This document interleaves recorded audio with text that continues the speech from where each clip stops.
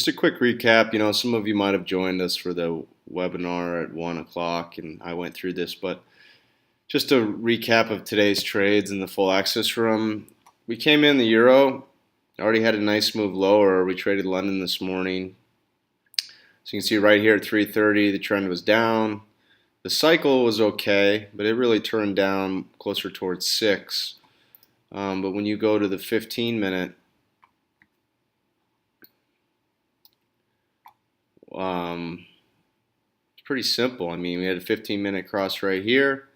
We ended up playing a short. Kind of went sideways. We were talking about it flirting with the, you'll see on the 1 minute, kind of flirting with pi. But really this was, let me show you on the screen share. This was the TMS, which is TMS is our trend following system. Somebody that might be new watching this. And so even if we broke above here, we were still going to be sellers as long as we were below this low.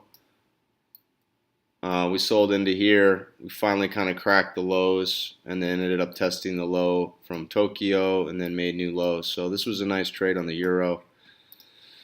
Not a whole lot of pips relative to where it came from yesterday, but you do it the best with what the market gives you. And then here's a look at the 5-minute.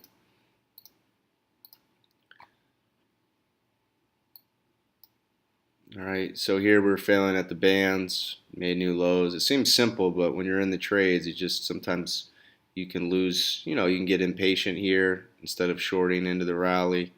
There was lots of little wiggles on the 1 minute to bid and offer. All right, and then look, notice how here the 5-minute, you broke the bands, you go back to pi. Very classic in the model. I re-shorted it here this afternoon along with the 30-minute cycle and got another $1,000 or so out of this. Overall, it was like $3,300 on the day, I think.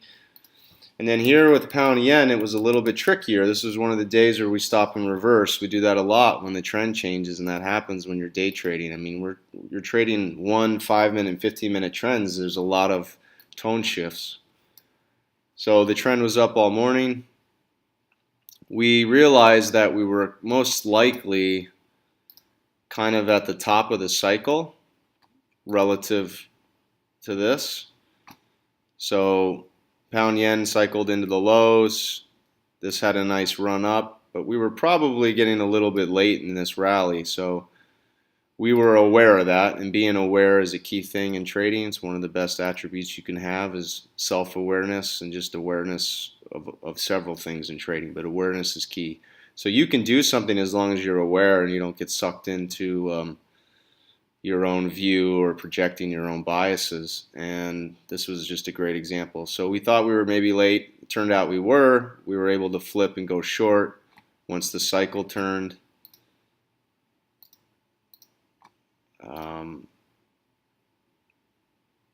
But what that looked like, move this, sorry.